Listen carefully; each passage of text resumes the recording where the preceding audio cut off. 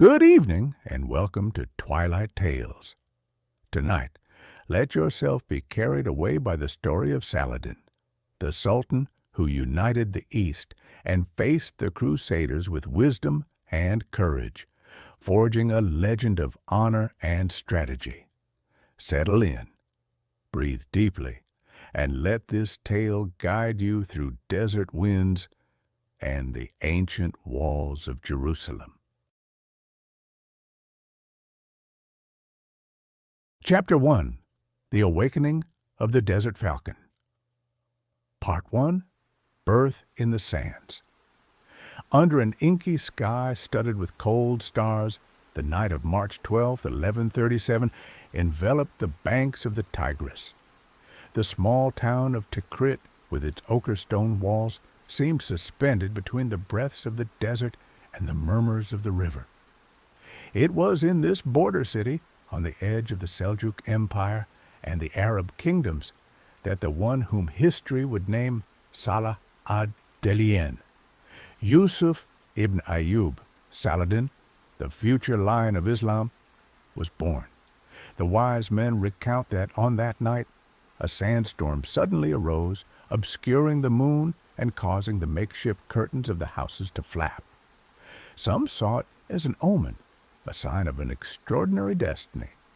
Others swore they had seen a falcon gliding through the darkness, its talons brushing the ripples of the Tigris as if to bless the child to come. The child's father, Najm ad-Din Ayyub, an upright and courageous man, served as the local governor, renowned for his sense of justice and his loyalty to Kurdish traditions. His mother, a pious and discreet woman, instilled in her son a deep faith and an unwavering respect for honor. From his earliest days, the newborn was surrounded by chants recited in honor of the prophet and Quranic verses whispered in his ear as if to seal his soul to divine light. Yet the early days of the Ayyubid family were marked by exile and uncertainty. Wrongly accused of treason in a political dispute, Najm ad-Din was forced to abandon Tikrit shortly after his son's birth. In the icy night, the family passed through the city gates on horseback, escorted by a few loyal followers. Behind them, Tikrit receded, its flickering torches seeming to bid farewell to the child it would never see again. It is said that the father, holding the infant close to his chest, murmured, "My son, you were born in exile. Perhaps this is your destiny, to never belong to one place alone, but to history itself." The journey led the family first to Mosul, then to Aleppo, in the heart of a Muslim world in turmoil. The Crusaders still held Jerusalem, and the Arab princes, divided by quarrels, struggled to unite their forces. Amid this turmoil, the child grew, a silent witness to court intrigues, power disputes, and the fiery sermons of imams calling for faith and unity. At an age when other children played in the dusty alleys, Saladin was already observing the maps his father drew, tracing with his finger the caravan routes, the Crusader fortresses, and the shifting borders of Islam.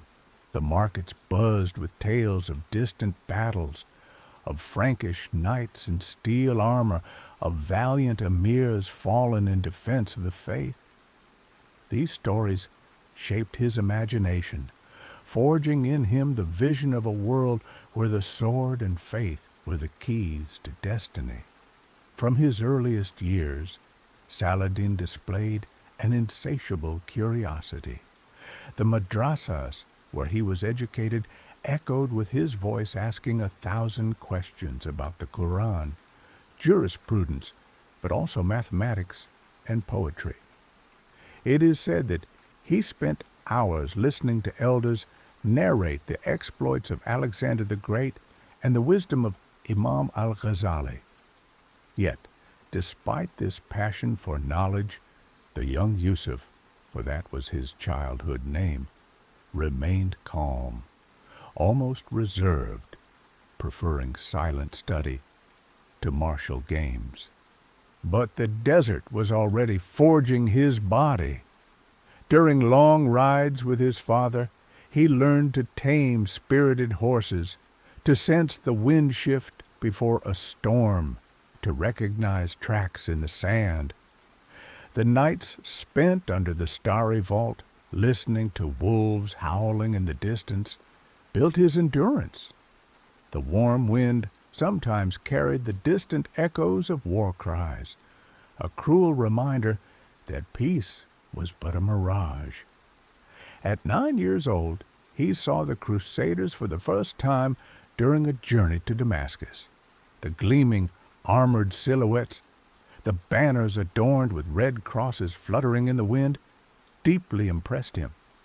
But more than fear, it was a fascination mixed with mistrust that arose in him. He asked his father, "Father, are they monsters, as the sermons say?" Najm ad-Din replied, his voice grave, "They are men, Yusuf, but men who believe God has given them our land. If we want our children to still pray here, it will take more than walls. It will take united hearts and swords, guided by faith." These words remained etched in the child's mind. He understood that the history of his people would not be played out only in mosques or palaces, but also on battlefields, where convictions are measured against the steel of lances. The years passed, and the Ayyubid family grew closer to the powerful Nur ad-Din Zangi, ruler of Syria and champion of Jihad against the Crusaders. Najm ad-Din entered his service, opening for Yusuf the doors to a world where the art of governance and warfare mingled in a fragile balance. Still an adolescent, Saladin often stood in the background during strategic councils, but his gaze observed everything. The way Nur ad-Din spoke with firmness but fairness, how the emirs debated the routes to secure, the fortresses to reclaim. Already his mind was weaving the threads of a destiny that would one day surpass that of all these men. And in the silence of the evening, under the stars of the Levant, the young Yusuf would sometimes dream. In his dreams, he rode at the head of a vast army, green and golden banners snapping in the wind, Frankish citadels falling one by one, and in the distance always the vision of a liberated Jerusalem bathed in celestial light. A dream still veiled by the sands of time, but one that destiny, relentless, would soon unveil.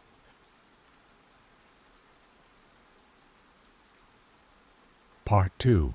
Under the Shadow of Nur ad-Din. The first rays of dawn filtered through the minarets of Damascus, enveloping the city in a mist of gold and incense. On the horizon, the anti-Lebanon mountains stood out like eternal ramparts, guardians of a kingdom in full effervescence. It was here that the young Yusuf, the one history would name Saladin, entered the orbit of a man who would shape his destiny. Nur ad-Din Zangi, the Lion of Syria, one of the greatest Muslim princes of his time. Nur ad-Din was not merely a ruler. He was the embodiment of the Islamic chivalric ideal. Austere, pious, visionary, he dreamed of a Muslim unity capable of repelling the Crusaders and restoring the honor of the Ummah. In the courts of Damascus and Aleppo, it was whispered that he prayed every night in tears for the liberation of Jerusalem, and that his sword never left his bedside, ready to serve the divine cause. Yusuf, still an adolescent, was placed under the protection of his uncle Shirkuh, Nur ad-Din's general, a veteran of 1,000 campaigns. The man, massive and rugged, carried war in his scars and loyalty in his dark eyes. Each morning, he trained his nephew in the art of warfare, riding across the plains, wielding the bow, lance, and curved saber, mastering the tactics of lightning assaults and feigned retreats. But beyond weapons, Shirkuh taught honor. "Listen well, Yusuf," he said in a grave voice. "The sword is but a tool. Without justice, it is only a burden. A true war leader does not crush. He elevates." These words profoundly shaped the young man, who observed his uncle's every gesture like a disciple before a master. The years passed, and Saladin gradually earned Nur ad-Din's trust. Often he could be seen, discreet but attentive, attending strategic councils. The maps spread on wooden tables, the emissaries reporting Crusader movements, the debates on unifying Muslim territories, all fed his eager mind, hungry to understand the vast political chessboard of his era. In those cedar-scented halls, Nur ad-Din spoke in a firm but measured tone. "As long as we remain divided," he said, pointing to the map of Syria, "the Franks will hold Jerusalem. One flag, one faith, one sword. That is our salvation." These words resonated in Yusuf like a call of destiny. He saw Nur ad-Din's shadow extend over him not as a constraint, but as guidance, a north star toward a future he sensed without yet fully imagining. Yet, despite this closeness to power, Saladin remained remarkably humble. While other young nobles sought honors and splendor, he preferred study and prayer. He was often found in the madrasas of Damascus, poring over treatises on Islamic law or meditating on the mystical poetry of renowned Sufis. This inner discipline, forged from childhood, made him a rare balance, both warrior and scholar, strategist and servant of God. But the lessons of Nur ad-Din and Shirkuh were not merely theoretical. The young Yusuf soon knew the smell of blood and the dust of battles.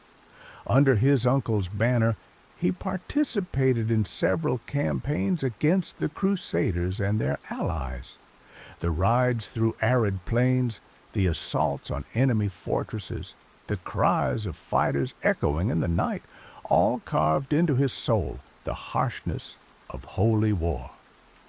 It is said that one evening, after a battle near Homs, Saladin, still young, remained silent for a long time, gazing at the dead scattered under the moonlight. Shirkuh approached and asked, "Why do you stand there, motionless?" Yusuf replied in a low voice, "Because every fallen man reminds me that this war will not be won by strength alone. It will require something greater, something that unites."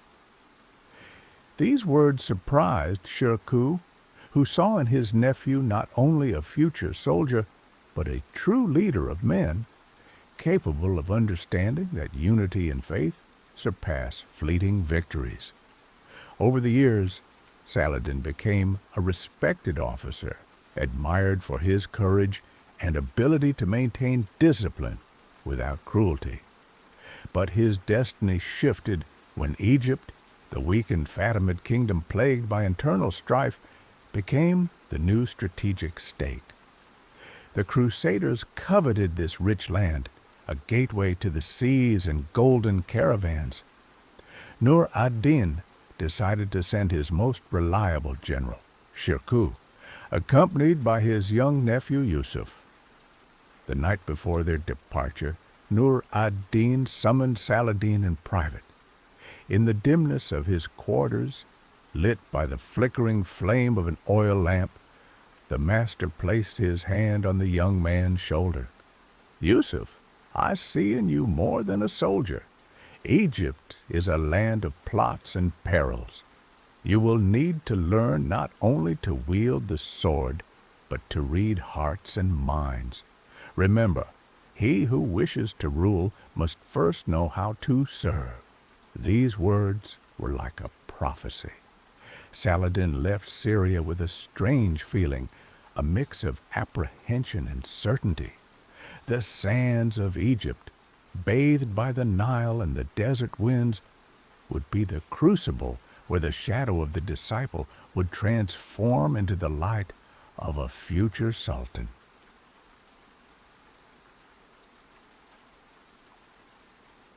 Part 3.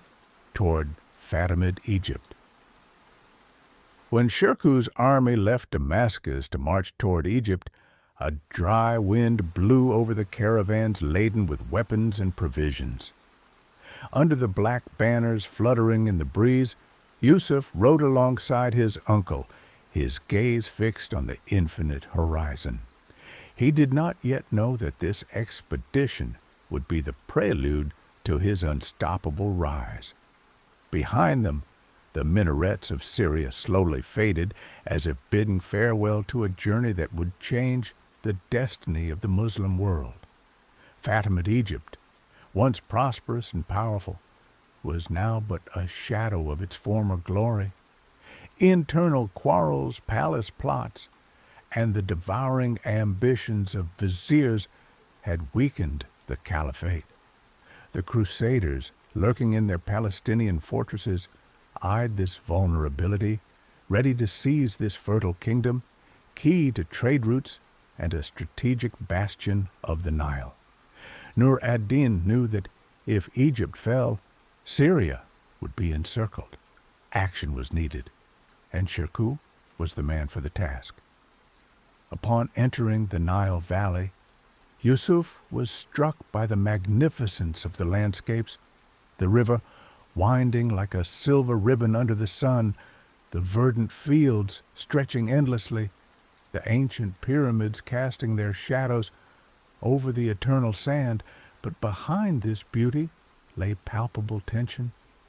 The streets of Cairo whispered of betrayals, factions tore each other apart, and the Fatimid Caliph al-Adid, young and weak, was but a pawn manipulated by his viziers. Under Shirkuh's leadership, the Ayyubid troops won several swift victories, destabilizing the caliphate's enemies and forcing the Crusaders to retreat. During these campaigns, Yusuf demonstrated remarkable composure and tactical intelligence. Unlike other officers eager for glory, he observed before acting, calculating each move as if seeing the battle through the eyes of a celestial strategist. One evening, after a victorious skirmish, Shirkuh called him to his campfire. The moon illuminated the dunes, casting shifting shadows around them. Shirkuh: "Yusuf, I saw you today halt an unnecessary massacre. You could have gained renown by crushing those men, yet you let them live. Why?" Yusuf: "Because a victory without honor is a defeat of the soul. Those men were defeated. Spilling their blood would have been a burden on our hearts, not a glory." Shirkuh remained silent for a moment, a rare smile stretching his lips. Shirkuh: "Perhaps one day you will command more than troops. Perhaps you will command nations." These words, spoken in the warm breath of the desert, were like a prophecy carried by the wind. Soon after, fortune shifted. Plots multiplied in the Fatimid palace, and internal struggles further weakened Egypt. Shirkuh, a skilled strategist, maneuvered to place his forces at the heart of power. But it was upon his sudden death in 1169 that destiny fully revealed itself. With no direct heir, the Vizierate of Egypt was offered to Yusuf. At first, he refused.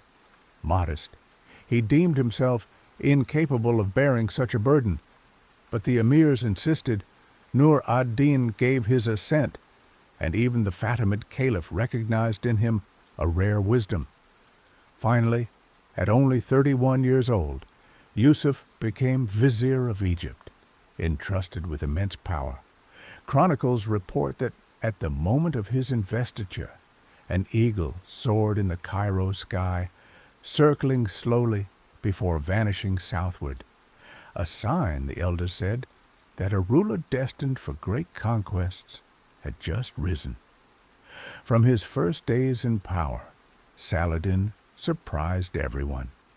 Instead of indulging in the pleasures of the palace, he imposed strict discipline, reduced unjust taxes, strengthened the army, and, above all, began dismantling the Shiite Fatimid Caliphate to restore religious unity under the Sunni authority of Baghdad.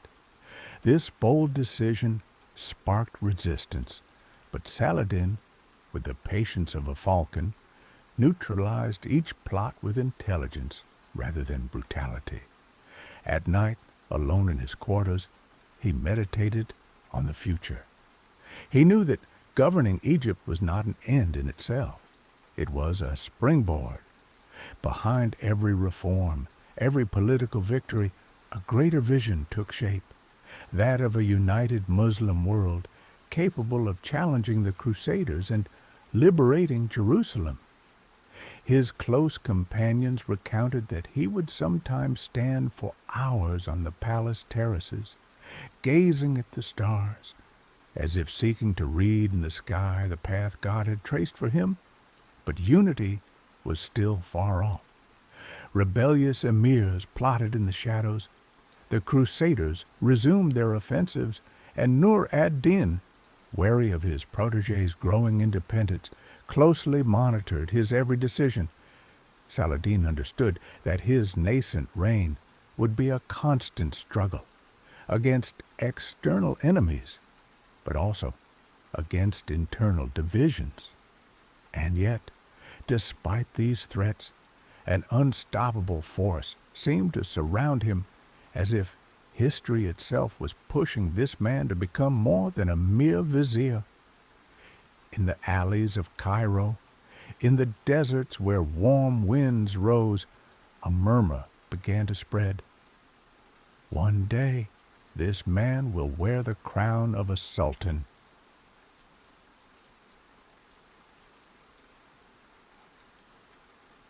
Chapter 2. The Birth of a Sultan. Part 2. The Throne of Egypt. The sun rose slowly over the banks of the Nile, enveloping Cairo in a golden light that made the minarets and domes shimmer. The markets came alive. Boats glided silently on the water, and the entire city seemed to breathe under a new breath. Yet, behind this apparent serenity, a wind of change was shaking the foundations of the Fatimid Caliphate. Since Shirkuh's death, Saladin had held the post of vizier with unexpected firmness. This young Kurd, whom many saw as a mere modest officer, revealed day by day the spirit of an extraordinary ruler. At the court of Caliph al-Adid, intrigues and plots abounded, but none escaped the vigilance of the new vizier. With the caution of a falcon and the intelligence of a chess player, he thwarted every attempt at sedition, consolidating his authority without unnecessary bloodshed. Yet, a far greater challenge awaited him, the collapse of the Fatimid Caliphate itself. For centuries, Egypt had been governed by this Shiite dynasty, detached from the Sunni Caliphate of Baghdad. Religious divisions, political rivalries, and military weakness threatened the very existence of the state. Saladin understood that he could not build a power capable of challenging the Crusaders without restoring the unity of faith. One evening, in the modest quarters he had chosen for himself, he summoned his closest advisers. The room, lit by a few oil lamps, echoed with the distant murmur of the Nile. Around him stood his brothers, his most loyal officers, and the jurists he had called for this crucial decision. Saladin, for too long this land has been divided. Our enemies rejoice in our quarrels, and while we debate, Jerusalem remains under the cross. We will never liberate it as long as our faith is fragmented. A jurist, but my lord, abolishing the Fatimid Caliphate will provoke the anger of those loyal to it. The Shiite partisans will not remain silent. Saladin, then we must convince them not with the sword, but with justice. Islam is one body. I am but a humble servant trying to heal it. These words were etched in memory. Gradually, Saladin replaced Fatimid officials with loyal men, reformed taxation to relieve the poorest, and placed religious institutions under Sunni authority. The people, initially wary, soon discovered a just ruler, more concerned with the well-being of the faithful than with his own comfort. When the Fatimid Caliph died in 1171, Saladin made a decision that marked history. He proclaimed the end of the Fatimid Caliphate and restored the spiritual authority of the Abbasid Caliph of Baghdad in Egypt. From the minarets, muezzins recited the prayer in the name of the Sunni Caliph for the first time in 2 centuries. A shiver ran through the city. Egypt, long separated from the rest of the Muslim world, had just rejoined the great house of unified Islam. The reaction was immediate. Riots broke out in some Cairo neighborhoods, and Fatimid factions attempted to reclaim power. But Saladin, with impressive mastery, avoided a bloodbath. He summoned the rebel leaders, disarmed them through negotiation, and offered positions to those who accepted a peaceful transition. Thus, without civil war, he revived a stronger kingdom now turned toward a common horizon. With this transformation, Saladin became more than a vizier. The armies, governors, scholars, and even imams began to call him Al-Sultan, the sovereign. He initially resisted, humbly, but the evidence imposed itself. Supreme authority now rested in his hands. Nur ad-Din, in Syria, watched this rise with suspicion. Fearing that his former officer might break away from his authority, he prepared an expedition to Egypt. But Nur ad-Din's sudden death in 1174 changed everything. Saladin became the only leader capable of uniting the lands of Islam against the Crusaders. Saladin's reforms did not stop there. Aware that Egypt must become the pillar of his future coalition, he strengthened Cairo's fortifications, expanded naval arsenals, and improved irrigation systems to support agriculture. He encouraged scholars, opened new Sunni madrasas, and built mosques that became centers of knowledge and faith. The people saw in him not only a military leader, but a protector, almost a father, watching over his children. At night, when he rode alone along the banks of the Nile, Saladin gazed at the stars and whispered prayers. He knew his power was but a tool entrusted by God for a greater mission. In the silence, he saw Jerusalem, still under Frankish domination, and felt deep in his soul that every step he took in Egypt was a step toward the holy city. Thus was born the Ayyubid Sultanate, the fruit of patience, reforms, and an unwavering vision. But Saladin knew that the unity of Islam would not be built in Egypt alone. He would now need to extend his authority to Syria, Mesopotamia, and the holy cities of the Hijaz. The time of shadow was drawing to a close. Soon the falcon would spread its wings over all the east.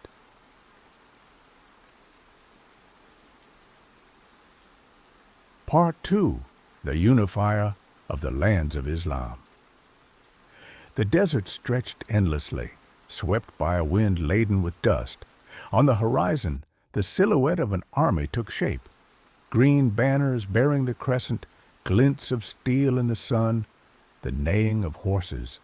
At its head now rode Saladin Yusuf ibn Ayyub, no longer a mere vizier, but the Sultan of Egypt and bearer of a dream, to unite the lands of Islam, fractured by divisions, and raise a bulwark against the Crusader threat.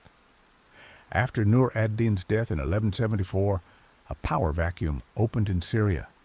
Local emirs, jealous of their independence, vied for cities and fortresses. Aleppo, Damascus, Homs, Mosul. Each of these jewels of the Levant was coveted by rival princes. The Crusaders, lurking in their fortresses in Jerusalem and Antioch, observed this disunity with satisfaction, convinced that Islam would remain eternally fragmented. Saladin, however, saw further. From his palaces in Cairo, he knew that the liberation of Jerusalem required total unification first. Without Syria, Egypt would remain isolated. Without Mesopotamia, no army strong enough could face the Crusaders. The dream of a united Muslim empire became a sacred mission. In 1174, Saladin crossed the Sinai with a disciplined army. His banners rose before the walls of Damascus. The city, once Nur ad-Din's capital, hesitated to open its gates to this man from Egypt. But Saladin displayed remarkable diplomacy.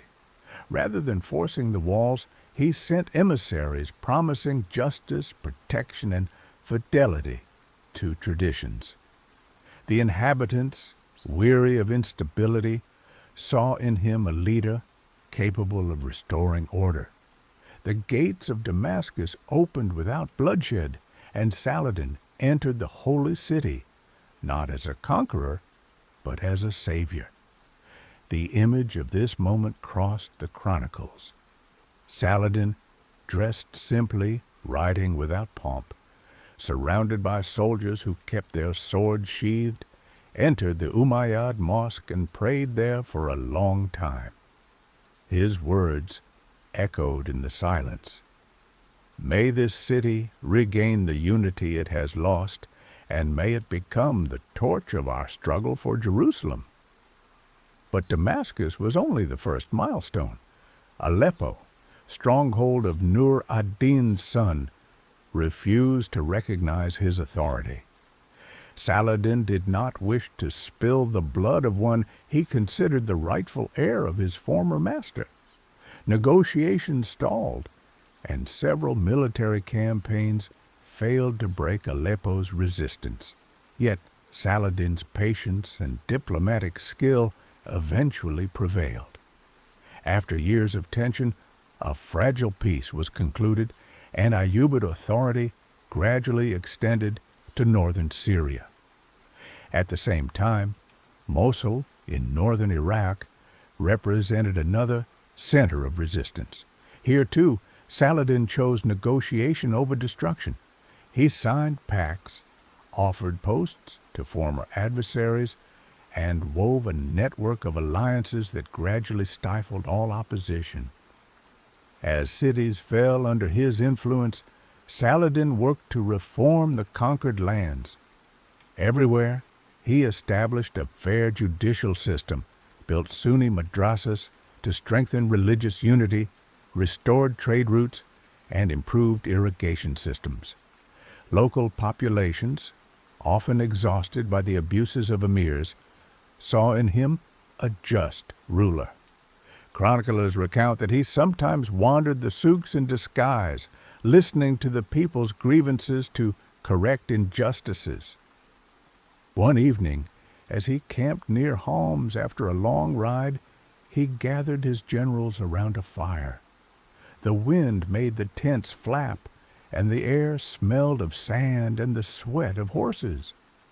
Saladin, my brothers, we are not building an empire for the glory of one man.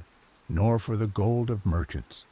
Every fortress we unite, every city we pacify, is a step toward the liberation of Al-Quds. An officer, but my lord, the Crusaders are not yet attacking us. Why risk so many wars? Saladin, because a day will come when their wrath will descend upon us like a storm. Then we must be one people, one sword, one heart. These words galvanized his men. They understood that their fight transcended borders and local quarrels. It was a divine mission. Little by little, the Ayyubid Crescent extended from Egypt to the gates of Iraq. Saladin received the allegiance of the holy cities of Mecca and Medina, further enhancing his prestige. By the late 1170s, he had become the undisputed master of a vast territory, surrounded by loyal armies and respected scholars. But this fragile unity remained threatened.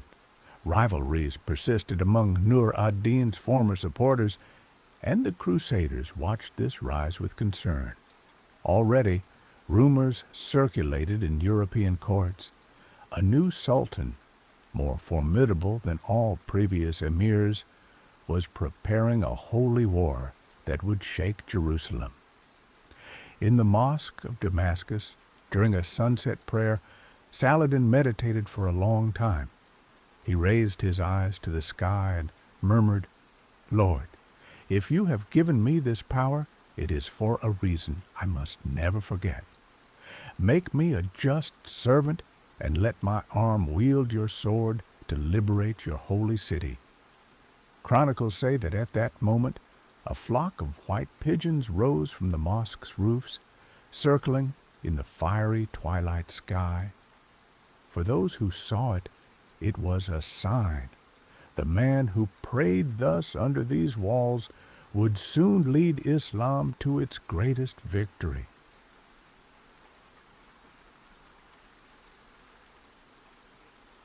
Part 3. The Crescent against the Cross. Dawn broke over the hills of Palestine, tinging the ramparts of Crusader cities with purple. For decades, these fortresses had dominated the Holy Land, their bristling towers standing against Muslim caravans, imposing humiliating tributes on pilgrims and echoing the power of Latin Christendom in the East. But now, a shadow advanced from Egypt and Syria, Sultan Saladin, whose Crescent's unity made the Frankish states tremble. In the spring of 1177, Saladin decided to test the strength of his enemies. With a disciplined army, he crossed the Sinai and advanced into Palestine. His goal was clear: weaken the kingdom of Jerusalem, disrupt its supply lines, and show the Crusaders that a new power stood against them. Ayyubid caravans traversed the desert, Kurdish and Arab cavalry forming a swift and silent swarm. Yet, the expedition met an unexpected setback at the Battle of Montgazar.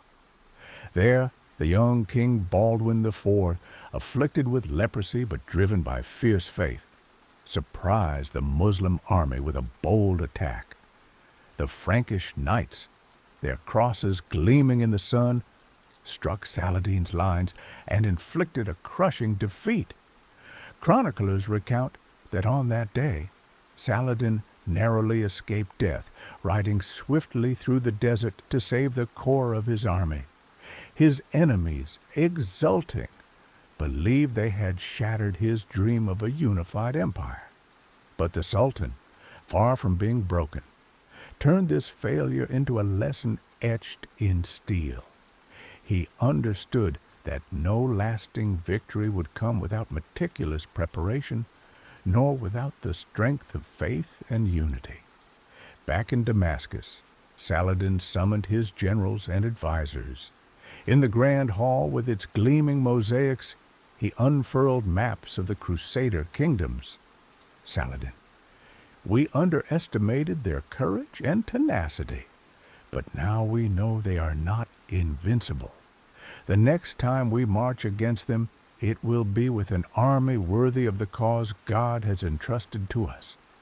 A general, and when will we strike again, my lord? Saladin, when we are ready. When every city, every tribe, every sword of Islam is gathered under one banner, then the cross will tremble before the Crescent. These words marked a turning point. Rather than launching hasty offensives, Saladin chose to further consolidate his empire. He reorganized his army, introduced more flexible formations, strengthened the use of light cavalry and mounted archers. He also called on engineers to perfect siege machines, already anticipating future assaults on Frankish fortresses. During these years of preparation, he alternated harassment campaigns with diplomatic truces. With caution, he negotiated with some Frankish lords, skillfully exploiting rivalries between the Kingdom of Jerusalem, the County of Tripoli, and the Principality of Antioch. This policy sowed division among his enemies, giving his own forces time to grow and unify. Despite the truces, skirmishes were frequent. Muslim caravans were attacked by Christian knights greedy for plunder, and Saladin's reprisals were often lightning fast. One day, learning that the Crusader Prince Raymond of Chatillon had violated a sacred agreement by looting Muslim pilgrims, Saladin swore before his men, "By the living God, this man will know the justice of Islam, and I will find no rest until he is punished." These words, spoken under a tent battered by the desert wind, resonated like a vow of vengeance. They heralded the future confrontation at Hattin, where Raymond would pay the price for his arrogance. As the Ayyubid Crescent grew stronger, Saladin's image changed in the eyes of the Crusaders. Initially perceived as a mere ambitious emir, he became a feared and respected figure.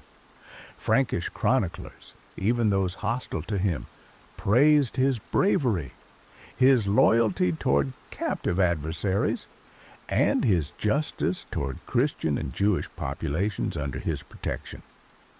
A Latin monk, witness to a truce concluded with Saladin, wrote, "Never have we seen in the East a lord more courteous toward his enemies. He treats prisoners with clemency and never lies in his oaths. If he is the Lion of Islam, he is also a knight worthy of the cross." Thus, the legend of Saladin began to take shape not only in the Muslim world, but also in the imagination of his adversaries.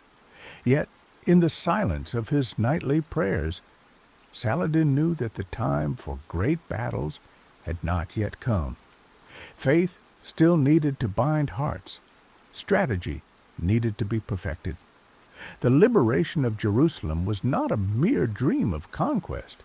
It was a divine mission requiring patience and preparation.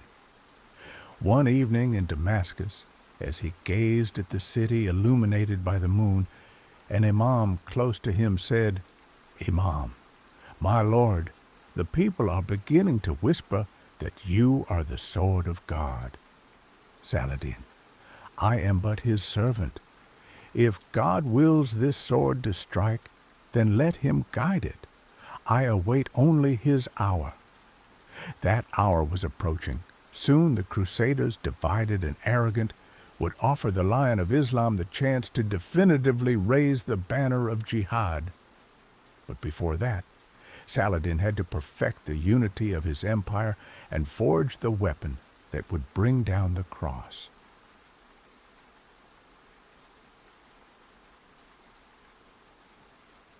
Chapter 3. The Forger of Unity. Part 1. Reforms of the Crescent. The sun's rays filtered through the musharabiehs of the Cairo palace, casting delicate shadows on the Persian carpets. In this soft light, Saladin, now master of an empire stretching from Egypt to Syria, meditated alone, kneeling on a prayer rug. The sound of the garden fountains rose like a soothing murmur, but his mind was focused on a single goal: to forge a unity so strong that no crusade, no internal plot could shake it. For despite his political and diplomatic victories, he knew his empire remained fragile. The ambitions of emirs, grudges inherited from the Fatimid past, the constant threat of the Crusaders, and even doctrinal divisions within Islam could at any moment shatter what he had built. If he wanted to liberate Jerusalem, he first had to reform his kingdom deeply, like a blacksmith relentlessly striking a blade to make it unbreakable. The first transformation was military. Saladin completely reorganized his armies, introducing unprecedented discipline among Muslim ranks. He ended reliance on unstable mercenaries, created an elite cavalry of Kurdish and Turkish warriors, strengthened mounted archery, and emphasized mobility. Permanent training camps were established along the Nile and in the plains of Syria.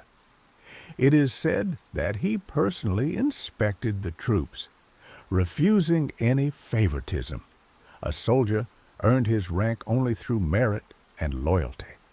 One day, while reviewing a unit, he noticed a poorly equipped cavalryman. "Saladin, why is your armor so poor?" Cavalryman: "My lord, I cannot afford to improve it." Saladin dismounted, handed his own cuirass to the soldier, and said, "He who defends the faith must never lack protection. From this day forward, the state will care for its warriors as a father cares for his sons." This act left a mark. Soldiers swore loyalty not to a man, but to an ideal embodied by their Sultan. The second reform touched administration and justice. Saladin, rejecting pomp and corruption, tackled abuses of power. He dismissed unjust governors, restored confiscated lands, and lightened taxes on the poorest. In every major city, he appointed respected qadis to administer fair justice. It is said that a peasant, wronged by a local emir, once presented himself directly before Saladin. Rather than sending the man to the courts, the Sultan listened to him at length and ordered immediate reparations, declaring before all, "The voice of the humblest must reach the throne, for it is he who supports the edifice of power." This gesture strengthened the people's love for their sovereign, who became renowned for his integrity. The third transformation was religious and cultural. Saladin understood that unity could not be sustained by the sword alone. It had to arise from hearts and minds. He founded Sunni madrasas throughout the empire, teaching the Quran, Islamic law, but also philosophy, medicine, and sciences. Libraries were enriched with works from Baghdad and Damascus. Mosques were restored, and preachers were encouraged to call for unity and spiritual preparation for Jihad, not as a war of conquest, but as a sacred mission to liberate holy sites. Scholars recount that one evening, during a gathering of learned men, Saladin listened to a theologian debate divine justice. After a long silence, he declared, "A ruler who forgets knowledge and faith builds his kingdom on sand. If we want Islam to rise like a mountain, we must first build its foundation in minds." Finally, Saladin pursued a policy of charity and personal exemplarity that impressed both his subjects and his adversaries. Despite his empire's wealth, he lived simply, sharing his possessions with the needy. He built free hospitals, caravanserais to protect travelers, and hospices for orphans and the sick. During a severe famine, he opened his granaries, distributing food to the starving crowds of Cairo and Damascus. This attitude surprised his contemporaries. An emir dared to ask why he refused the splendor befitting a sultan. Saladin replied, his eyes turned toward Jerusalem. How could I sleep in gold and silk while the holy city of Islam is chained by the enemy? My crown is but a burden until the Crescent flies over Al-Quds. These slow and profound reforms forged a solid empire. The peoples, long divided, began to see themselves as members of a single nation guided by a just and pious leader. In mosques, prayers were offered for the Sultan's future victory. In barracks, soldiers trained relentlessly. And in mines, a dream grew, that of a united Islam, ready to challenge the Crusaders. Thus, like a blacksmith hammering steel until it becomes a perfect blade, Saladin shaped his empire. Every reform, every decree, every sermon was a hammer blow resonating in the great workshop of destiny. And soon, this newly forged sword would be unsheathed for the sacred cause that had burned in his heart since childhood.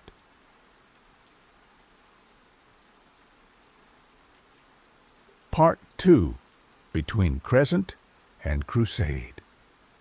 The plains of Syria, bathed in amber sunlight, seemed peaceful to the distracted eye. Yet beneath this apparent calm, the East was a mosaic of plots, fragile alliances, and tensions ready to erupt. Saladin, strengthened by his reforms, knew that the sword alone would not suffice to overthrow the order established by the Crusaders. He first had to master the delicate art of diplomacy and intrigue, navigating the murky waters of secret pacts and broken oaths. From his throne in Damascus, he maintained complex relations with the Latin princes.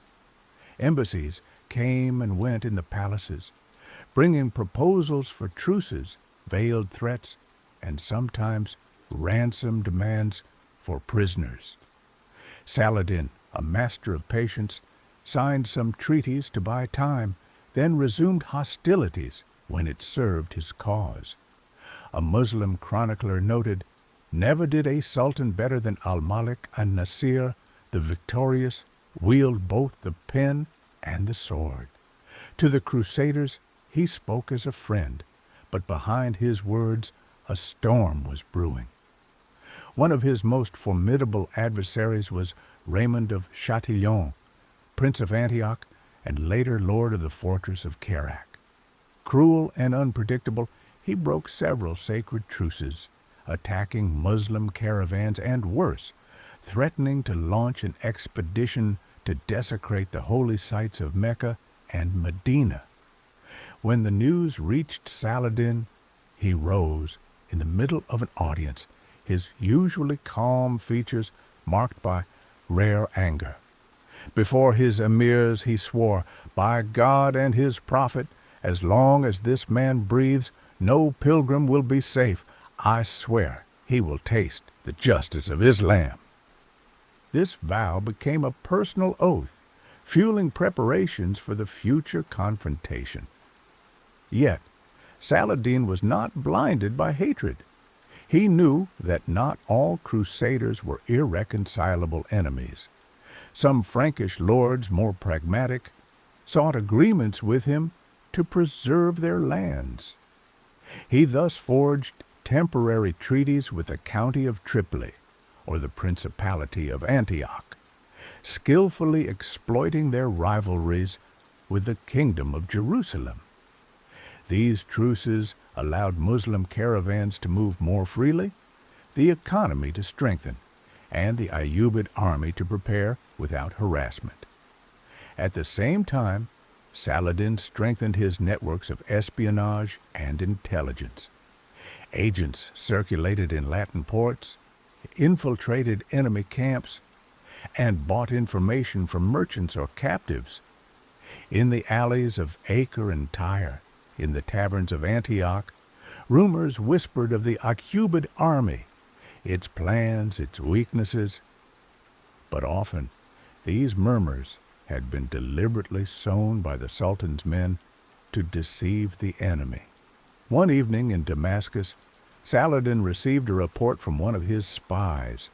The man, dressed as a Frankish merchant, entered his quarters discreetly and said, "Spy, my lord, the knights of Jerusalem are tearing each other apart.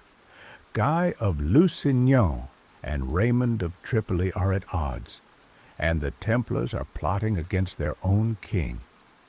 Saladin: "Then victory begins before the sword is even drawn. Continue to fuel their quarrels, but do not underestimate them. A divided enemy can unite out of common fear." Beyond intrigues with the Crusaders, Saladin also had to pacify his own camp. Some Muslim emirs, jealous of his authority, still plotted against him, seeking to rally Mosul or Aleppo to counter his rise. Rather than crushing these rivals by force, Saladin used diplomacy, marrying his kin to princesses from influential families, distributing lands and titles to appease grudges. Thus, piece by piece, he consolidated an unprecedented Muslim alliance where Syrians, Egyptians, Kurds, Turks, and Arabs fought under a single banner. In mosques, preachers now called for unity and jihad to liberate Jerusalem. Volunteers flocked from across the East, inspired by the renown of a pious and just sultan, ready to give his life for the sacred cause. This period of intrigue and maneuvering was also when Saladin's chivalric reputation began to blossom in Europe. Frankish envoys received with honor in his palaces were surprised to find a cultured sovereign speaking of justice and mercy. A Latin chronicler wrote, "We expected to find a cruel barbarian, and we saw a king whose nobility equals that of our greatest knights." Even among the Crusaders, some saw in Saladin a worthy, almost admired adversary. But this admiration did not erase hatred and fear. The Latin states knew an inevitable clash was approaching, a war that would decide the fate of Jerusalem. In the calm nights of Damascus, Saladin often stood alone on the palace terraces, contemplating the stars. His generals thought he slept little, but in truth he spent hours reflecting, praying for God to light his path. He knew that every intrigue, every pact, every truce was but a prelude. One evening, he confided to his brother Aladel, "All these ruses, these games of power, they are but the winds before the storm. The day will come when there will be no more truces, no more lies. Then only courage and faith will matter." That storm was approaching fast, and in its gusts, the Crescent would rise against the cross in a struggle that would mark history for eternity.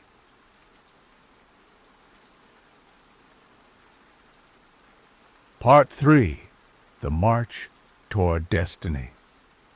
The desert wind swept the dunes at the gates of Aleppo, raising swirls of golden sand. Saladin rode alone at the head of his army, his eyes fixed on the horizon. Behind him, the Ayyubid banners snapped in the breeze, carried by thousands of cavalrymen from Syria, Egypt, the Hejaz, and Mesopotamia. Never, since the fall of Jerusalem to the Crusaders, had the Muslim world been so close to unity.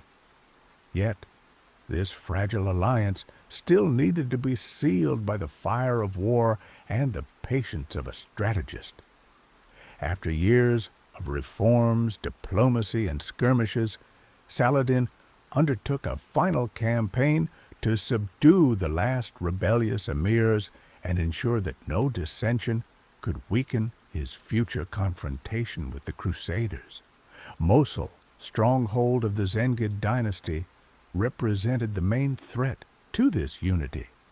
The local princes, descendants of his former master Nur ad-Din, viewed the rise of the Ayyubid Sultan with suspicion. Rather than brutally besieging the city, Saladin chose the path of endurance. He cut off trade routes, conducted subtle negotiations, offered some leaders marriage alliances, and others lands in exchange for their loyalty. Little by little, the circle tightened around Mosul. Finally, the Zengid princes accepted an agreement. They would retain local autonomy, but recognize Saladin as supreme suzerain. This act marked a turning point. In a few years, Damascus, Aleppo, Mosul, Egypt, and the holy cities of Mecca and Medina were united under a single crescent. The Ayyubid Empire stretched from the shores of the Maghreb to the Mesopotamian plains, unifying for the first time in ages the majority of the Muslim Near East. Upon his return to Damascus, the streets were covered with carpets, and the mosques resounded with hymns of gratitude. But Saladin, true to his humility, entered the city not as a triumphalist, but as a servant. He went directly to the great Umayyad Mosque, where he knelt on the cold marble and prayed for a long time. After the prayer, he turned to his officers and spoke words etched in the memory of witnesses. Praise be to God who has allowed us to unite these lands. But know this, I see no honor for myself in this victory. It is a burden I bear, for now no excuse separates us from the duty to liberate Jerusalem. These words resonated like a divine proclamation. Henceforth, no one doubted that the hour of reconquest was approaching. Yet, Saladin knew that this march toward Jerusalem would not be limited to a military assault. Hearts had to be prepared as much as swords. He convened assemblies of scholars, jurists, and tribal leaders to recall the meaning of jihad, not as mere warfare, but as a spiritual mission of deliverance. In mosques, preachers spoke of the pain of the holy city under Crusader rule, of humiliated pilgrims, of desecrated mosques. A renowned imam, invited by Saladin, declared during a sermon in Damascus, "Every drop of blood shed for the defense of the faith is an offering to God. Every step toward Jerusalem is a step toward paradise. But remember, victory comes not from swords, but from a pure heart and sincere intention." Saladin, moved, stood before the crowd and responded, "If God has chosen me for this task, then I will give my last breath so that Al-Quds may be free. But let no one forget, we are not conquerors, we are liberators." As the army gathered, omens multiplied. Lunar eclipses were interpreted as signs of coming victory. Pilgrims claimed to have seen in dreams the Prophet Muhammad pointing toward Jerusalem to a knight clad in green, the color of Saladin's banner. Even some Christian hermits predicted that a just king from the east would soon overthrow the Crusader order.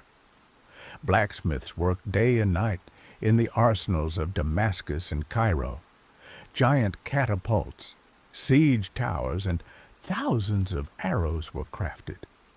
Bedouin tribes from the desert joined the army, bringing their swift horses and knowledge of the routes. Turkish, Kurdish, and Arab contingents flocked, drawn by the call to unity and the renown of a sultan who shared his bread with soldiers and tended to the wounded with his own hands. Finally, in early 1187, as the winter snows retreated from the Syrian mountains, Saladin convened the greatest war council ever assembled under his banner. In the courtyard of the Damascus citadel, surrounded by thousands of warriors and dignitaries, he unfurled the map of the Crusader kingdoms and placed the tip of his sword on Jerusalem. Saladin, my brothers, for years we have forged unity, restored justice, and prepared our souls. The time of waiting is over. The hour has come to march to deliver the holy city. Let every sword be a prayer, every rider a flame of faith. For soon, by God's will, the Crescent will shine again on the walls of Al-Quds.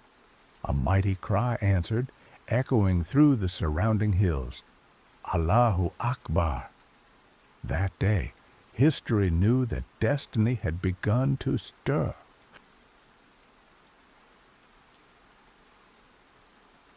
Chapter 4, The Lion of Islam. Part 1, The Breath of Jihad. Dawn rose over Damascus in a purple and golden glow. The minarets sent the call to prayer into the sky, while in the streets thousands of men prepared to answer the Sultan's call. From the citadel, Saladin gazed upon the still sleeping city, feeling the tremor of a new force vibrating beneath his feet. After years of unification, patience, and reforms, the time had come to raise the banner of jihad against the Crusader kingdoms. In the mosques, preachers galvanized the crowds. They spoke of Jerusalem, city of the prophets, where Frankish churches had replaced minarets, where the dome of the rock had been desecrated, where Muslim pilgrims were humiliated.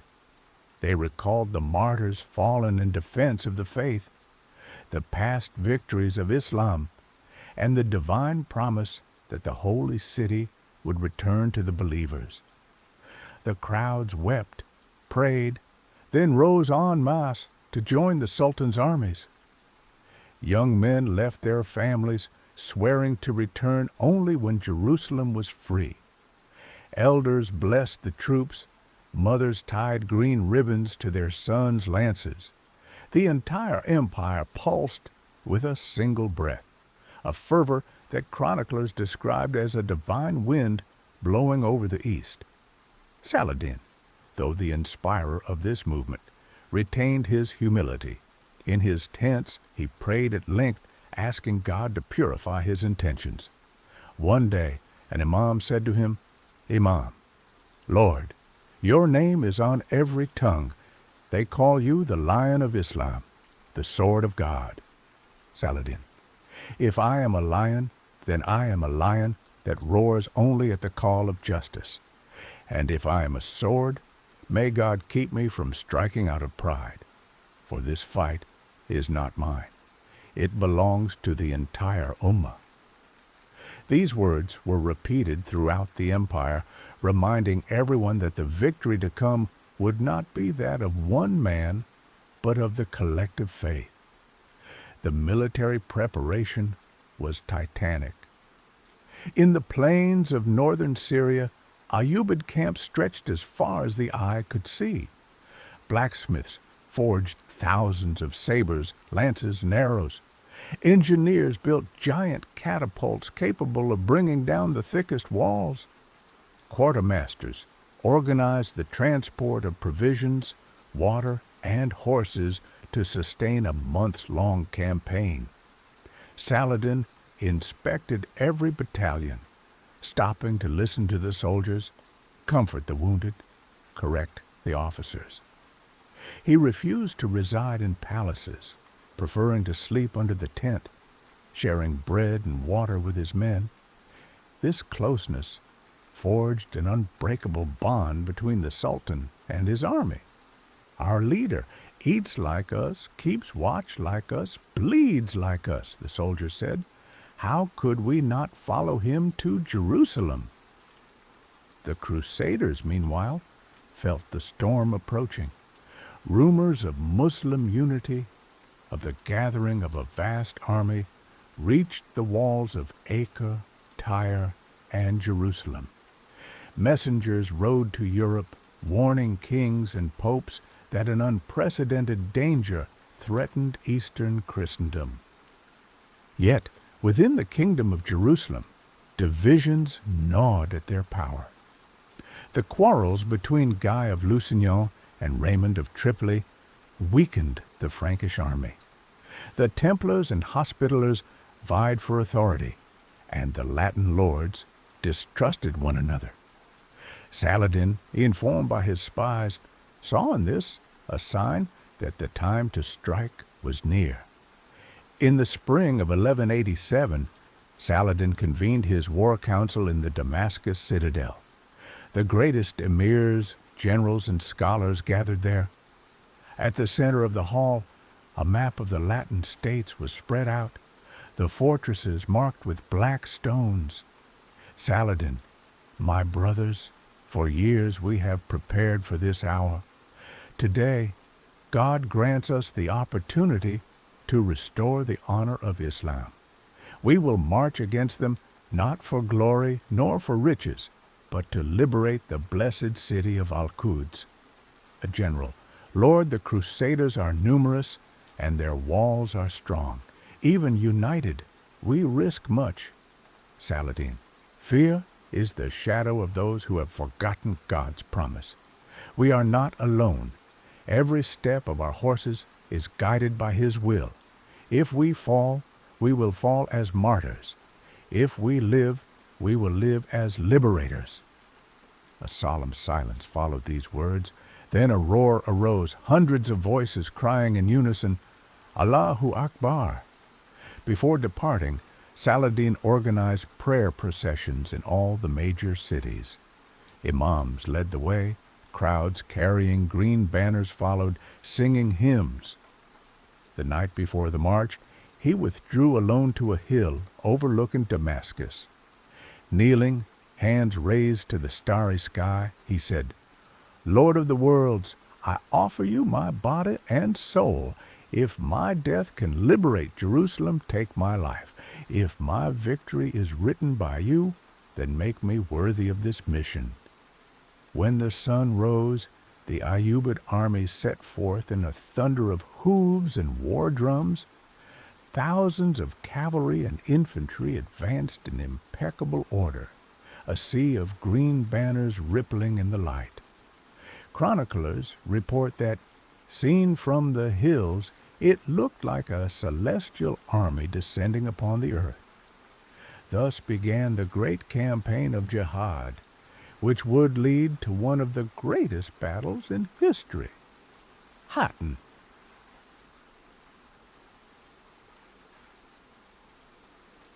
Part 2, The Furnace of Hattin. The summer sun struck Galilee like a hammer of fire. The air shimmered under the heat, and the parched plain seemed ready to burst into flames. It was in this landscape, crushed by light, that on July 4th, 1187, two armies met, their clash destined to decide the fate of Jerusalem. On one side, the Crusaders, King Guy of Lusignan, Raymond of Tripoli, the Knights of the Temple and the Hospital, over 20,000 men in gleaming armor, convinced that their courage would suffice to repel the Ayyubid Sultan. On the other, Saladin, master of a unified empire, leading nearly 30,000 seasoned soldiers, driven by the fervor of Jihad and the hope of liberating the holy city. The campaign had begun weeks earlier when Raymond of Chatillon, true to his cruelty, attacked a caravan of Muslim pilgrims despite a truce.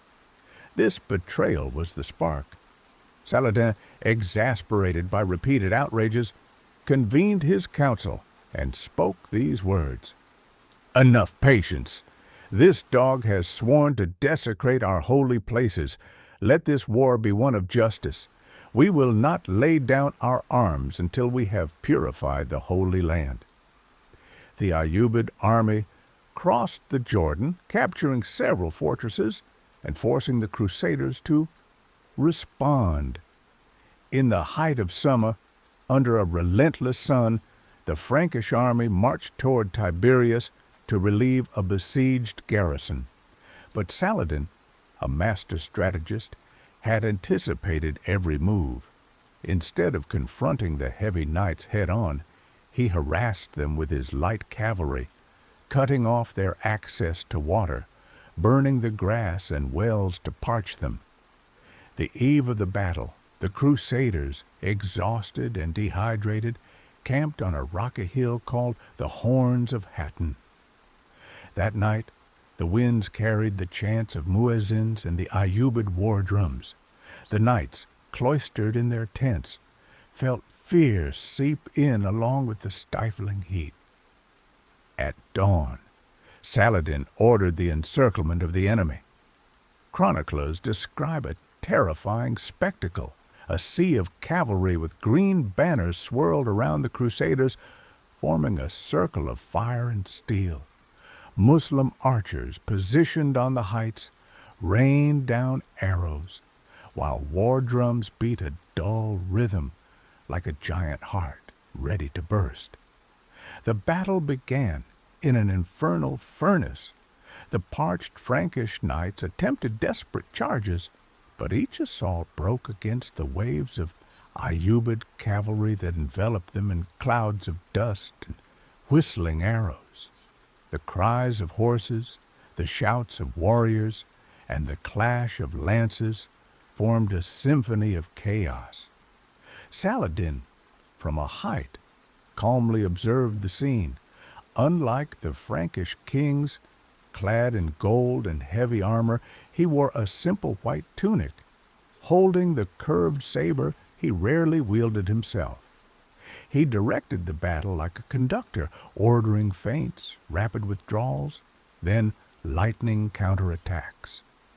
When the Frankish army tried to break through to reach Lake Tiberias for water, Saladin launched a decisive maneuver. His cavalry closed the breach, pushing the Crusaders back toward the burning hills. There, the archers redoubled their deadly rain. Under the crushing heat, without water, and relentlessly harassed, the Crusaders began to collapse.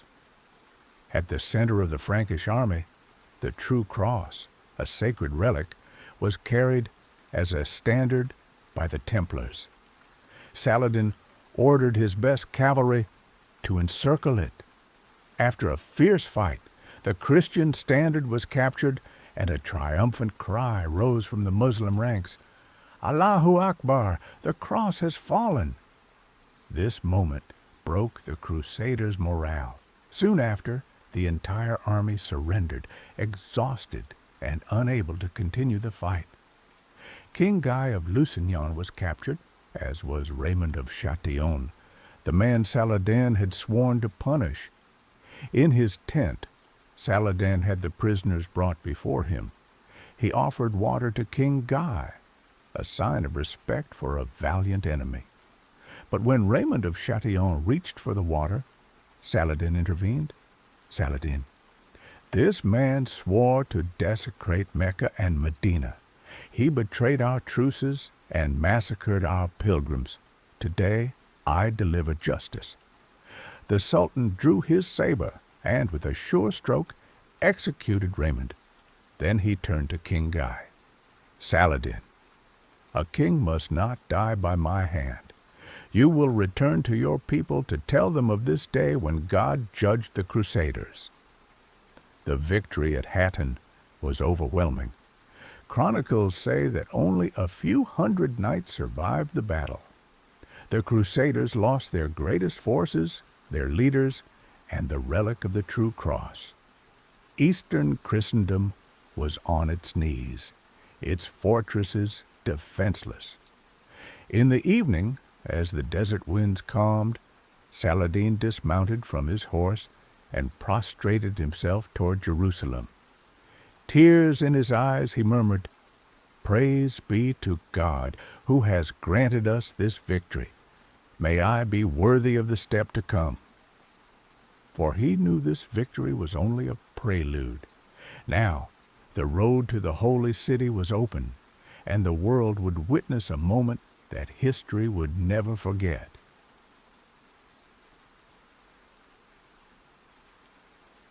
Part 3. The Key to Jerusalem. The autumn wind blew over the hills of Judea when the green banners of the Ayyubid army appeared on the horizon. After the crushing victory at Hattin, Frankish fortresses had fallen one after another: Acre, Nablus, Jaffa, Beirut. No bastion could withstand the irresistible tide of Saladin's armies.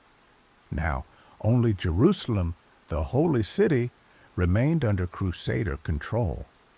For nearly a century, since the bloody First Crusade, when the streets of Jerusalem had been drenched in Muslim and Jewish blood, the cross had dominated the Dome of the Rock. For Saladin, for the peoples of the East, and for the entire Ummah, the time had come to restore the city to Islam. When the Ayyubid army encamped before the walls of Jerusalem, the Frankish defenders, led by Balian of Ibelin, prepared for a siege. The tension was palpable. The Crusaders, weakened, knew the city's fall was inevitable, but they feared the capture would be as bloody as that perpetrated by their ancestors in 1039. Saladin, aware of this precedent, wanted the world to see a different image of Islam, not that of a vengeful conqueror, but of a just and magnanimous sovereign. Before ordering the assault, he sent an emissary to Balian, bearing a clear message: "I have entered this war to liberate the blessed city, not to spill blood. Surrender Jerusalem peacefully, and I guarantee the safety of every Christian, every church, every pilgrim." Balian initially refused, but the first Ayyubid assaults, with overwhelming force, quickly brought the city to the brink of famine and despair. Realizing the inevitable, Balian requested a meeting with the Sultan. In a tent pitched before the ramparts, the two men faced each other. Balian, exhausted but dignified, declared, "Balian, if we must die, we will die fighting. But if you grant us honor, we will deliver the keys to the city." Saladin, "Islam does not seek to kill those who surrender. Give me Jerusalem, and I promise that none will be massacred, none will be enslaved. Christians may leave freely or remain under my protection." An agreement was reached. The surrender would be peaceful, in exchange for a modest ransom, allowing the inhabitants to leave the city safely. Those who could not pay were freed through the personal gold of Saladin and his emirs. On October 2nd, 1187, Saladin entered Jerusalem. No sword raised, no triumphal ride. The Sultan, simply dressed, rode slowly, surrounded by his silent guards. In the streets, the Christian population watched with fear, but no cries, no looting, disturbed the order. Saladin dismounted when he reached the Dome of the Rock. Where the Christian cross had been planted, he ordered the Crescent restored and the esplanade purified with rose water. The minarets, silent for decades, resounded again with the call to prayer. Thousands of Muslim faithful wept with joy, prostrating themselves on the sacred stones. A Muslim chronicler, witness to this scene, wrote, "This day the mercy of God was manifested through his servant. Where blood had flowed in torrents, peace was restored." Saladin's magnanimity impressed even his enemies. Churches were respected, Christian pilgrimages permitted, and a patriarch was allowed to remain to guide the faithful who stayed. Caravans escorted by the Ayyubid army safely led thousands of Frankish families to the coast, allowing them to embark for Europe. Some captured knights were even freed without ransom. When Muslim soldiers, furious at the atrocities committed by the Crusaders a century earlier, demanded vengeance, Saladin replied, "We have not come here to imitate their crimes, but to follow the path of the Prophet. Justice does not need unnecessary blood." The news spread like wildfire. From Baghdad to Damascus, from Cairo to Cordoba, minarets echoed with prayers of gratitude. In Europe, the fall of Jerusalem caused shock and anger. The Pope called for a third crusade, vowing that the kings of the West would march to retake the lost city. But on that October 7th, 1187, nothing could dim the brilliance of the Ayyubid victory. On the heights overlooking Jerusalem, Saladin contemplated the sunset, setting the city's golden stones ablaze. His brother Aladel approached and said, "Aladel, brother, your name will live as long as these walls." Saladin, "No, it is not my name that must live, but the peace we have restored to this blessed land." In the silence of the evening, the crescent shone above the dome of the rock, a symbol of a return after nearly a century of absence. The Lion of Islam had become the guardian of Jerusalem, and the legend of Saladin was born forever.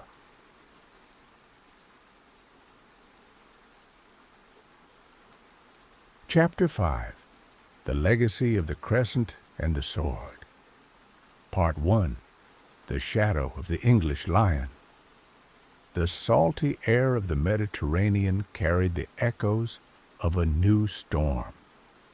While Jerusalem tasted peace once more under the Crescent's banner, the shores of the Levant filled with the rumble of ships from the west. From their waves poured knights in gleaming armor, scarlet crosses snapping in the wind. The Third Crusade had begun, and at its head advanced one of Europe's greatest warriors, Richard the Lionheart, King of England. In Europe, the fall of Jerusalem had caused a seismic shock. The Pope issued a fervent call for reconquest, and three of the most powerful sovereigns responded: Philip II of France, Frederick Barbarossa of the Holy Empire, and Richard of England. While Barbarossa's tragic death delayed the imperial advance, Richard, driven by burning faith and an unmatched sense of chivalry, vowed to retake the Holy City and confront Saladin in person. The coasts of Acre were the first theater of this confrontation. After a long siege, the Crusaders retook the city in 1191, breaking part of the Muslim forces stationed there. When Saladin learned of Acre's fall, he stood for a long time on Jerusalem's ramparts, his gaze lost toward the west. An emissary asked him, "Emissary, Lord, do you fear this man they call the Lion of England?" Saladin, "I fear only failing my mission. But I sense that this man and I are not enemies like others. Between us there will be respect, even in the heart of battle." Richard quickly proved a formidable opponent. His military skill, courage on the battlefield, and sense of honor earned him the admiration of his own soldiers and his enemies. Chroniclers recount that his sword cleaved enemy lines like lightning, that his cavalry charges scattered the Ayyubid ranks. The first major clash between the two armies took place at Arsuf in September 1191.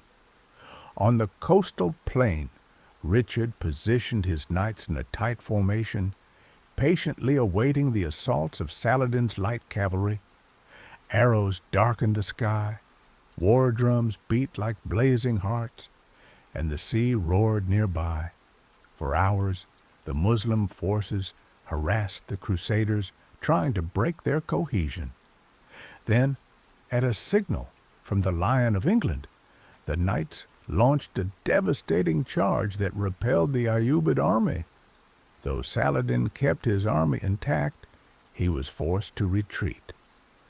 This Frankish victory galvanized the Crusaders and made the Sultan realize that the enemy he faced was of a different caliber than the knights he had defeated at Hattin.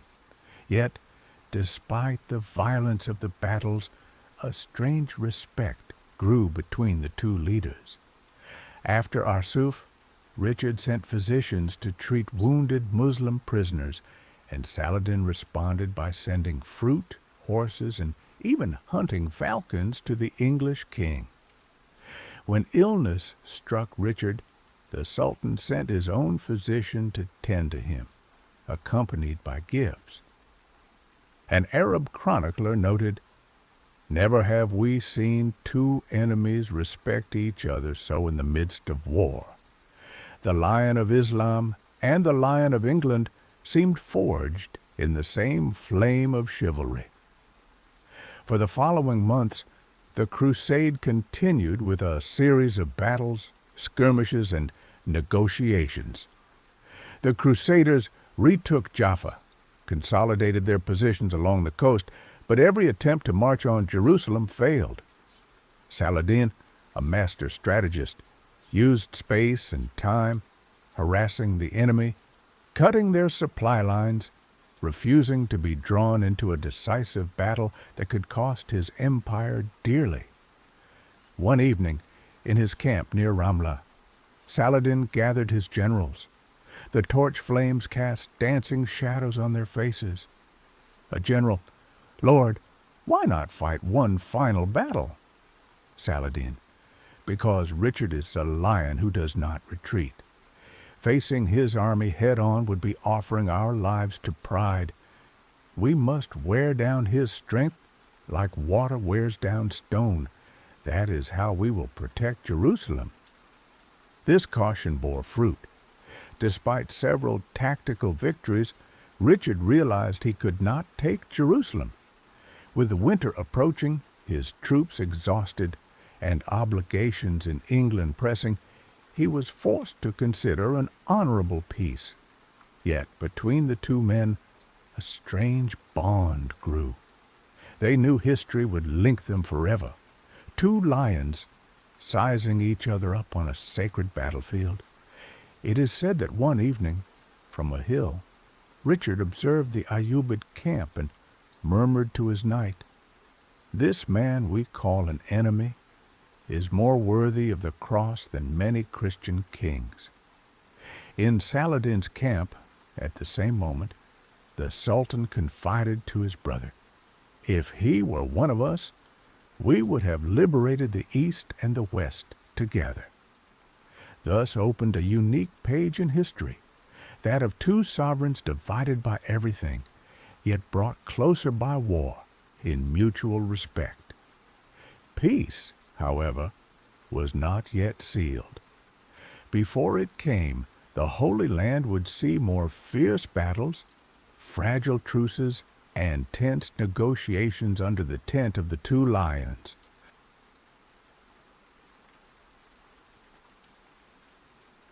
Part 2. Peace in the Holy Land. The summer of 1192 scorched the plains of Palestine. For 3 years, the Third Crusade had torn the Holy Land apart, pitting the Lion of Islam, Saladin, against the Lion of England, Richard the Lionheart. The battles of Arsuf and Jaffa had shown the skill and bravery of both sovereigns, but neither had achieved a definitive victory. Jerusalem, protected by Ayyubid's strategy and determination, remained out of the Crusaders' reach. In August 1192, Richard attempted one last offensive toward Jerusalem. His exhausted knights reached the hills from which the holy city could be seen.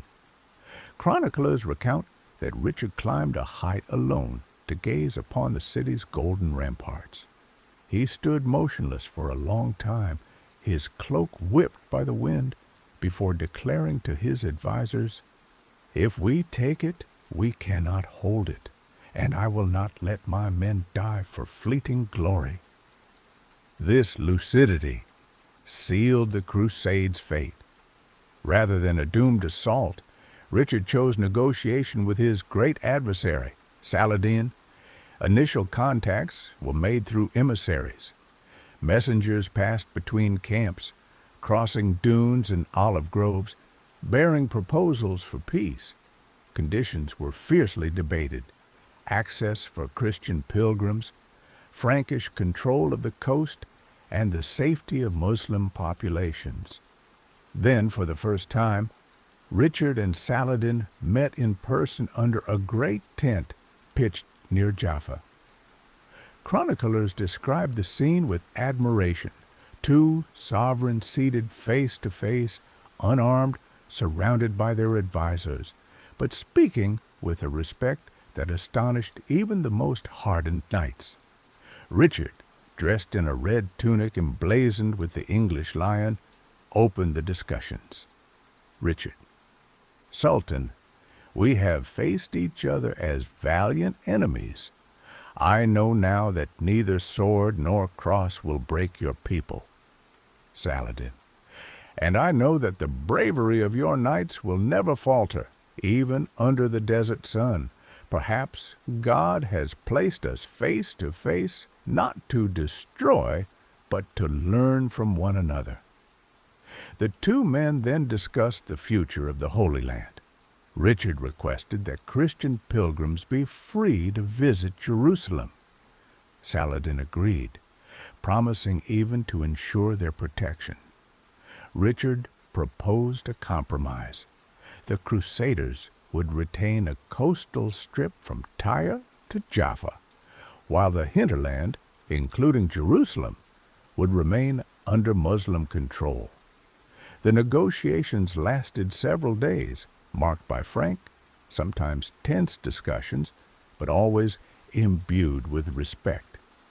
On several occasions, Richard, admiring the Sultan, declared, "If a lord were to be chosen to rule Jerusalem, no Christian would deserve it more than you." Saladin, touched, replied, "You are a lion among men, Richard. If our peoples were not divided by faith, I would have made you my closest brother." On September 2nd, 1192, a peace treaty was officially signed. Its terms were historic. Jerusalem would remain under Muslim control. Christian pilgrims would have free access to the Holy City. The Crusaders would retain several coastal ports to facilitate their relations with Europe. A truce of 3 years, 3 months, and 3 days was proclaimed between the two powers. When the agreement was sealed, Richard extended his hand to Saladin, and the two lions exchanged an embrace that witnesses never forgot. An English knight wrote, "Never has peace been signed between two warriors so great, and never has chivalry been purer than in that tent battered by the wind." In the following days, processions of Christian pilgrims passed through Jerusalem's gates under the benevolent gaze of Ayyubid guards.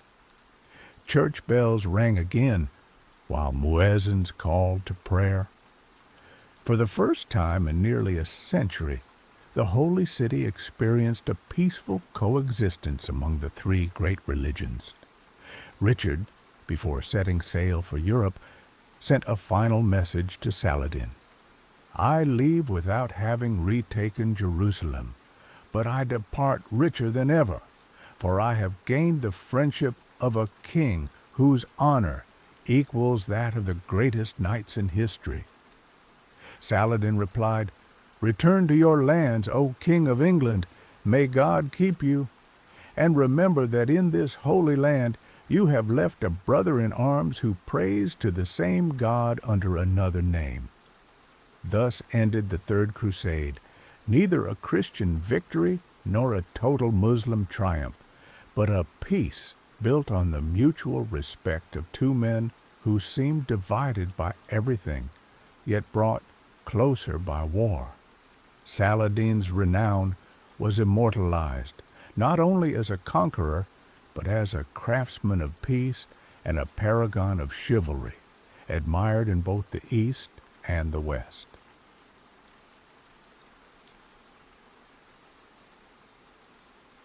Part 3. Twilight and Memory.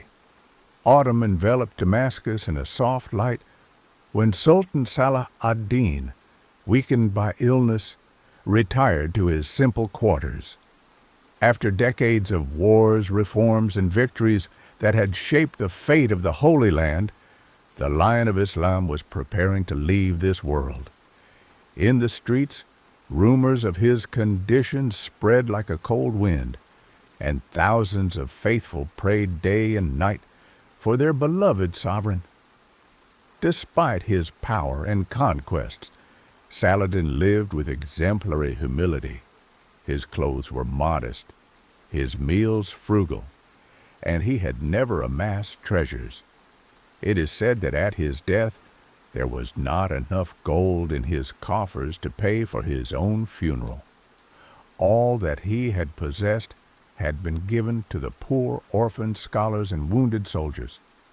On his deathbed, he murmured to his brother Saladin, "I entered this world as a simple servant of God, and I leave it the same way.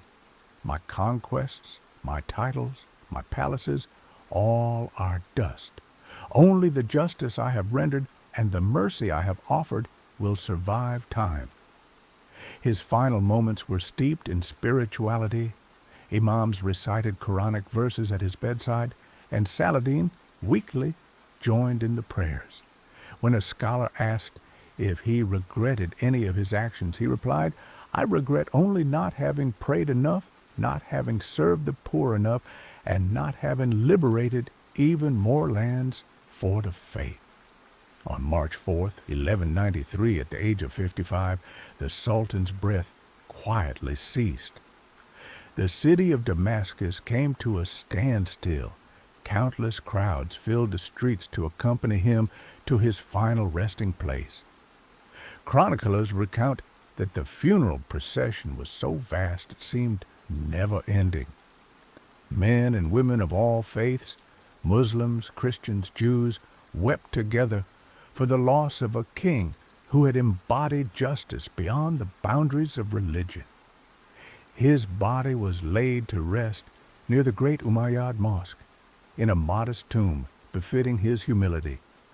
On his gravestone was inscribed a simple phrase, "Here lies Saladin, liberator of Jerusalem." He leaves behind only this tomb to testify to his greatness. Saladin's legacy far surpassed his military conquests. In the Muslim world, he became the symbol of unity, courage, and faith, the perfect example of a just ruler. But what made his legend universal was the respect he earned even from his enemies. Christian poets and chroniclers praised his magnanimity, integrity, and compassion, describing him as a knight worthy of the ideals of the Crusade itself. A Western troubadour wrote after his death, "We lost Jerusalem, but we found in Saladin a king whose virtue equals that of our saints. His name will live longer than our swords." Centuries later, the tales of his battles, his clemency during the capture of Jerusalem, and his nobility in the face of Richard the Lionheart continued to resonate in the courts of Europe and the schools of the Islamic world.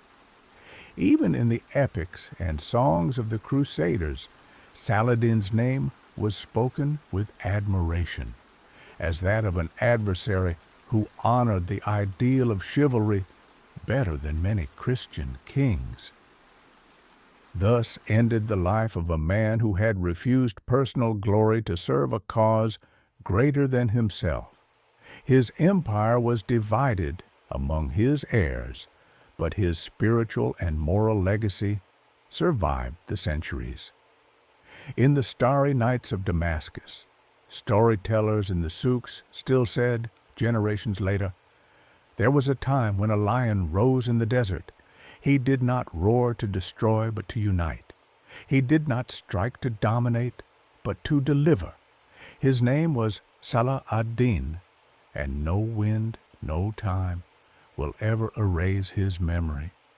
And even today, In the stones of Jerusalem and the minarets of the east, one hears a distant echo, a breath from another age, whispering, "Justice and faith are stronger than the sword."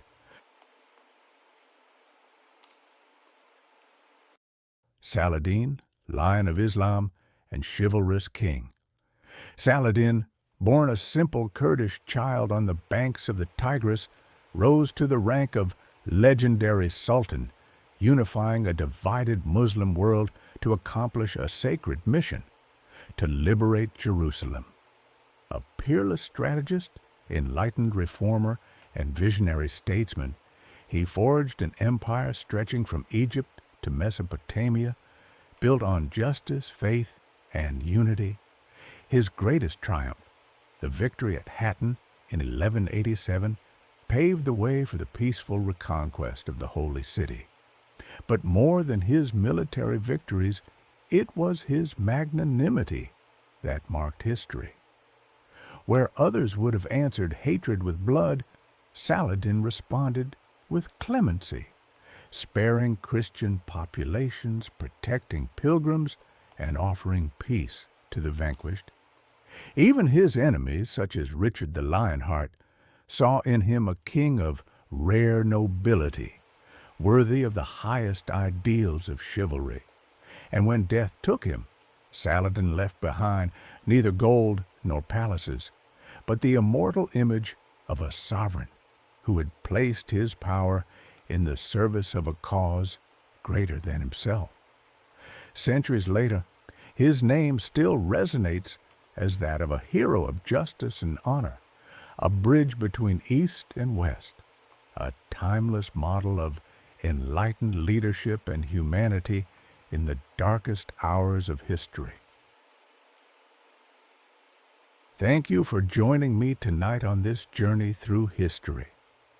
I hope this tale has brought you peace and wonder. Don't forget to subscribe to Twilight Tales for more stories to guide you into a serene sleep. Take care and see you soon.